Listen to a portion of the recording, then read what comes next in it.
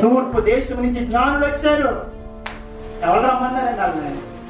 యెషయా చెప్పాడా, నేను పుట్టినప్పుడు మీరు వచ్చిన నారా? ఎవరు చెప్పలే.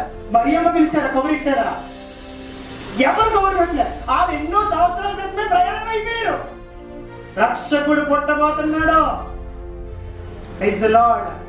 ఏం చెప్తున్నారు? మీకు ఆరాధించే జీవన విధానం మీకు ఉంటే కనుక మీకు దేవుడు ఎలా మీ జీవితంలో కదులుతాడో మీరే ఆశ్చర్యపోతారు.